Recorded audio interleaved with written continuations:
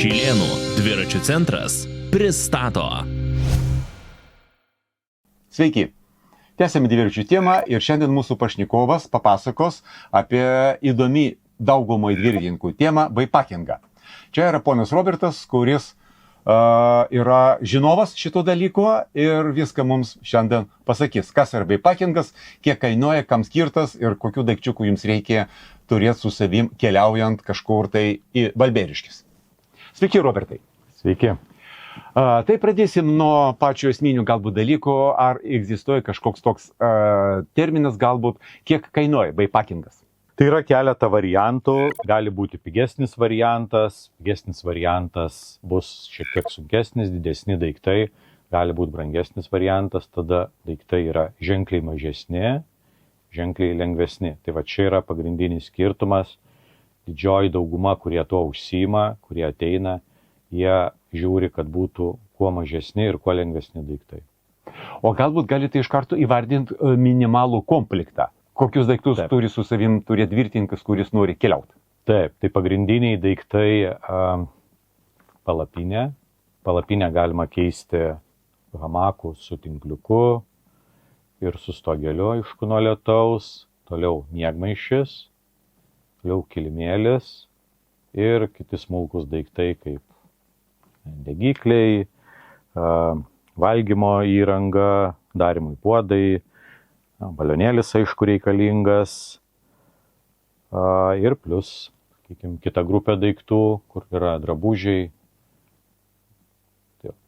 Tai dvi tokios yra, kaip čia pagrindinės grupės. Yra viena įranga, kiti yra rūbai, sakykime taip. Primenu, kad Robertas atstovauja parduotuvę Efekto ir visus reikalingus daiktus bikepakingų jūs galite rasti čia, nuo palapinių iki miegmaišių, iki virtuvės visokių žaisliukų ir taip toliau. Kokie bus tie trys reikalingiausi ir brangiausi daikčiukai bikepakingui? Kaip jūs minėjote, čia yra? Brangiausiai, aišku, kainuos palapinė. Toliau, palapinė gali būti nesvarbu, ar ultralight, lengva, ar vidutinio, sakykime, svorio, kaip bikepakingui. Tai kainuotų apie 150 eurų palapinė, tarkim. Čia jau bus pats pigiausias variantas. Ne, čia yra vidutinis variantas, tai 150, čia yra vienvietė palapinė, svoris yra 1,6 kg. Toliau, lengviausias variantas mūsų parduotuviai būtų šis, 110 eurų, irgi 1,6 kg, būtų 5000 vandens pralaidumas, aliuminiai lankai, tai greitai pasistatanti. Brangiausias variantas ultralightas, Vango Helium 2, kaina 360 eurų.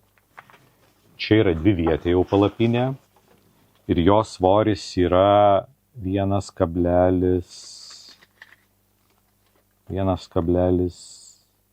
kg. Toliau yra miegmaišis, turbūt pagal brangumą. Miegmaišį dabar galima skirstyti į vasarinius. Jeigu jūs planuojate važiuoti vasarą arba ten, kur šilta, tai tas miegmaišis bus tikrai mažiukas. Jeigu važiuojat gegužės mėnesį ar rugsėjo mėnesį, tas miegmaišis jau bus šiek tiek didesnis. Kaip pavyzdys, čia yra 2 sezonų miegmaišis. Tai jį aišku kažkiek tai galima suspausti, svoris apie 1 kg, šito miegmaišio kaina yra apie 70 eurų. Tai čia būtų toks iš pigesnių variantų 2 sezonam. Jeigu tik tai vasarinį žiūrėti, kuris bus ir lengvesnis ir mažesnis, jo kaina šiek tiek būtų dar mažesnė. Jeigu žiūrim vėl iš rimtesnių miegmaišių, dar lengvesnių, pavyzdžiui, pūkinių, tai jie jau bus kokius 3 kartus brangesni. Ten kainos prasideda nuo 200 eurų. O esminį skirtumą, pavyzdžiui, tarp pūkinių ir sintetinių miegmaišių? Pūkinis yra ženkliai mažesnis, lengvesnis. Ten gali būti svoris apie 600 gramų. Tik tai jis gerai susispaudžia labai, bet juos labai reikia saugoti nuo drėgmės. Tai va, kad jie nesušlaptų, jau jeigu taip atsitinka, kad sušlapo, tai tada grįžus, padžiauti kokiai savaitai, kad jį praputinėtų, kad jisai išdžiūtų. Ir tada dar vienas klausimas dėl miegmaišių. Ar daug turite klientų, kurie perka žiemai miegmaišius? Taip, žiemai perka, bet jau gal daugiau ne bikepackingui, o šito, taip, kaip žiemai. Žiemą gal daugiau žmonės perka tie, kurie keliauja, žygiuoja pėsti. Tai va, čia yra vasarinis miegmaišis, visiškai, tai Lietuvoje vasaros sąlygom, tai su juo, sakykime, labai gerai būtų. Jeigu vasara yra, normali, ten ne kažkokia šalta, tai tikrai toksai tiktų. Tai va, mažas, lengvas, šito miegmaišio kaina yra 65 €. Jis yra sintetinis ar pukinis? Taip, jis yra sintetinis. Pukinio už tokią kainą nerasite. Tai va, o jeigu tie pukiniai, sakykime, taip yra pigesni, ten kažkas tai, yra ten gal neklijuotos siūlės, dar kažkas tai panašus. Reikia labai atkreipti dėmesį, kodėl jisai toks pigus tada. Sekantis yra reikalingas dalykas, tai yra paklotas arba kilimėlis po miegmaišiu, tam, kad susidarytų tarpas tarp žemės ir žmogaus kūno. Čia pavyzdys, čia yra kilimėlis turistinis, jisai yra 4 sezonų, su juo galima ir žiemą keliauti, kas važiuoja, galima ir važiuoti. Tai va, jisai skaitos jau didelis, kaip kilimėlis yra. Šito kilimėlio kaina yra 100 €. Gali būti tokie kilimėliai ir dar brangesni, ten iki 150 €. Tai va, jeigu žiūrėti ne 4 sezonų kaip šitas, o labiau vasarinė ar 2 sezonų, tai jis bus biškelį mažesnis, kaip pavyzdys. Tai šito kilimėlio kaina jau yra 70 €. Tai va, miegmaišio dydis, svoris labai priklauso nuo to, kada jūs važiuosit. Jeigu pradedat važiuoti balandžio mėnesį, tada miegmaišis bus didesnis, sunkesnis ir aišku, jisai bus brangesnis. Miegmaišiai gali būti sintetiniai arba pukiniai. Pukinis, aišku, būtų ir lengvesnis, ir mažesnis, bet jisai kainuos turbūt 3 kartų daugiau negu sintetinis. Tai pukinio miegmaišio kaina turbūt prasideda gal nuo kokių 250 € ir 600 € gali kainuoti. Dar vienas variantas, kadangi šitos kilimėlius pradurti galima ir realiai tada miegosite ant kiauro arba jo teisingai ant žolės, ant žemės. Yra kitas variantas, tie klasikiniai kilimėliai, tai va tokie. Jie yra labai lengvi, apie 250 gramų, bet jie užima daug vietos labai. Tai va, tai reikia sugalvoti, kur juos pasidėti, kaip prisitvirtinti ir taip toliau. Bet ant šito kilimėlio galima mesti bet kur, nebijoti, kad jisai, kad pradursite, ar dar kažkas jums atsitiks. Aišku, komforto gulint ant tokio kilimėlio ir tokio yra ženkliai mažiau. Bet už tai kaina ir išlaidos. Kaina tokio kilimėlio, tai grubiai 40 €. Dar vienas yra variantas, kuris būtų turbūt ir pats mažiausias, gal ir pigesnis negu palapinės, tai yra hamakas. Hamakas su tinkliuku ir stogeliu. Čia kaip pavyzdys yra vieno olandų gamintojo visas komplektas. Jisai tikrai labai mažai užima vietos. Svoris yra 1 kilogramas, tik tai. Tai va, bet su hamaku ir stogeliu nuo lietaus reikia turėti kur pritvirtinti jį. Tai gali tekti ieškoti vietos važiuojant vien tik tai tam, kad jį pasikabinti. Turi būti miškas. Jo, kažkur tai prie miško, sakykim taip. Ir dar kitas dalykas su šitais yra tas, kad, ne visi gali hamake miegoti, o dar tiksliau pasakius, gerai išsimiegoti, pailsėti. nes ten biškelis susirietus gaunasi, tai ne visiems tas tinka. Tai pagrindiniai daiktai yra tokie, visi kiti daiktai, tai sakykim, yra jau smulkmenos, yra turistiniai puodai, kas reikalinga, šitą puodą, tarkim, balionėlis dedasi, degiklį galima sudėti, tai dar plus tiek vat vietos užima, turistinis maistas labai gerai, atvažiuojat, užsipilat vandens verdančio, palaukiat 10 minučių, galit valgyti. Kita grupė daiktų tai yra jau asmeniniai, rūbai miegojimui kažkokie, tai rankšluostis po nusiprausimo, šitą galbūt, jeigu važiuojat, kai šalta, gal ten, nežinau, pirštinės, šiokie tai rūbeliai tokie. Aš manau, čia priklauso nuo žmonių ir suteiksite, kad yra tokių dviratininkų, kuriem reikia ir kvepalų su savim turėti, tai tada jau tas jų bagažas keletą kartų gali būti ir didesnis. Kur galima sutaupyti?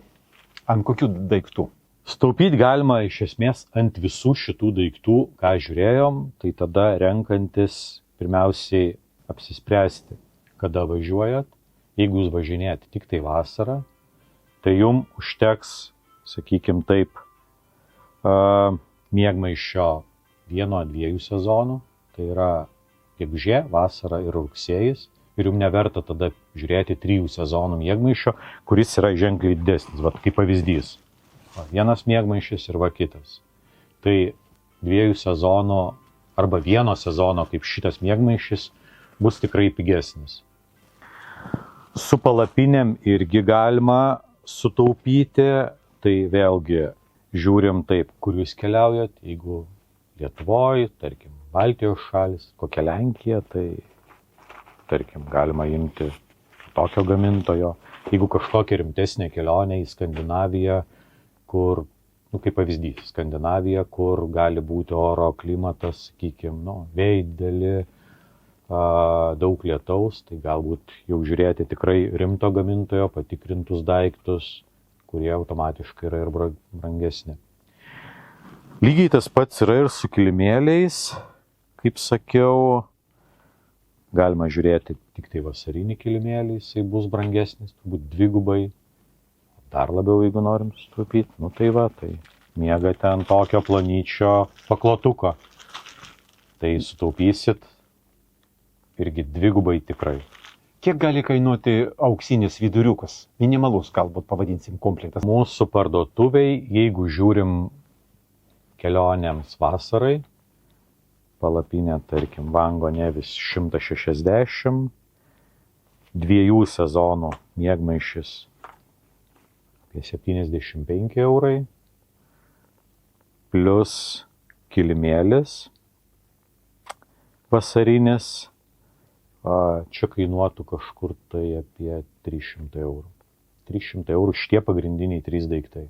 Jeigu žiūrim rimtą komplektą su rimtais daiktais, pačius lengviausius, sakykime, mažiausiai sveriančius, tai palapinė 2-vietė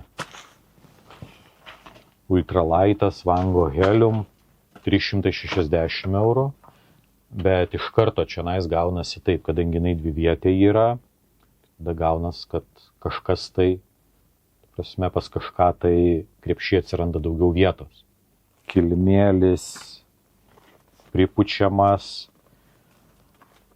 500 gramų būtų 2 mažesnis šito gamintojo, tas pats Aotrom, tai jo kaina yra apie 90 eurų. Ir lengvas šiltas miegmaišis būtų šiek tiek didesnis, tarkim, negu šitas,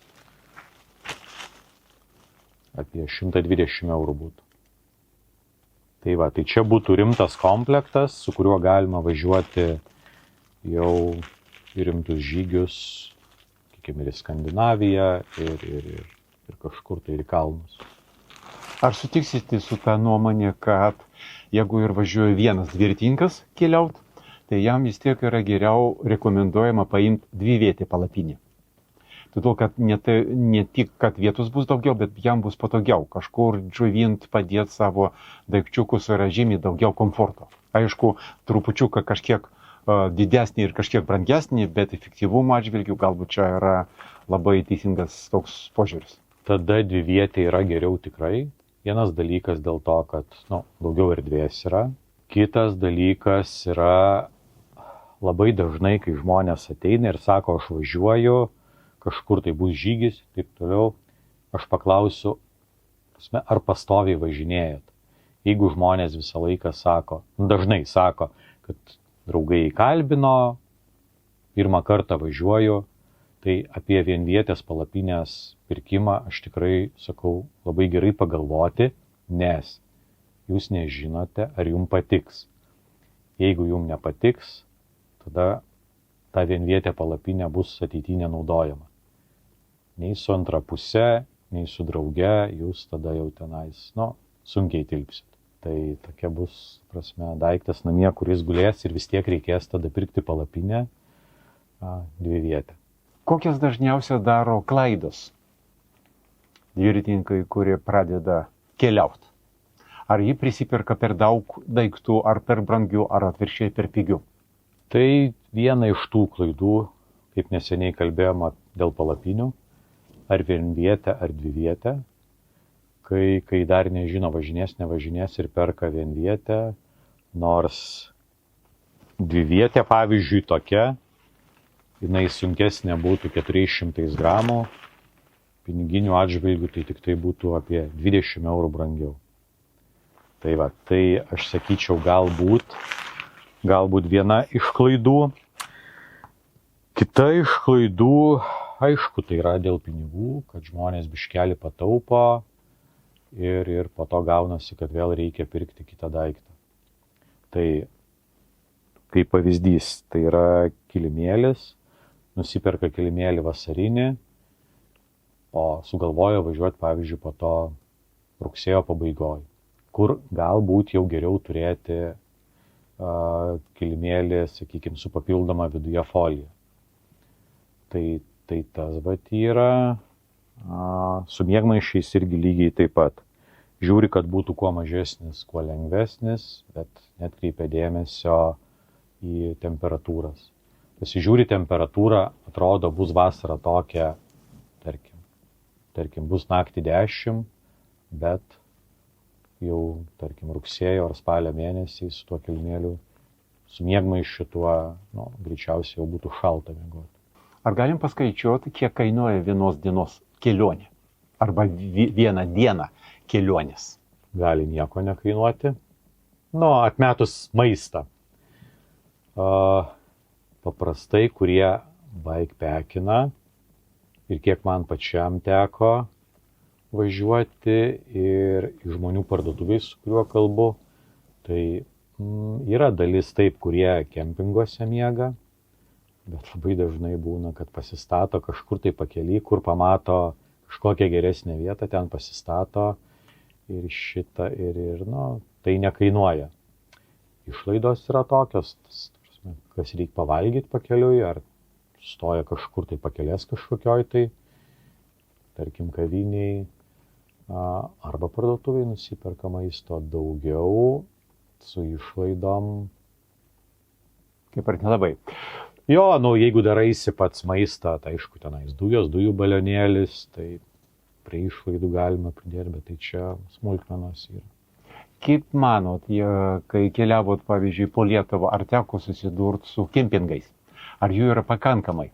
Kempingų kaip ir yra, bet žiūrint, kur jūs važiuosite. Jeigu jūs važiuosite pajūriu, tai tų kempingų daugiau negu reikia. Bet jeigu važiuosite, tarkim, Kamino, nuo Latvijos iki Lenkijos,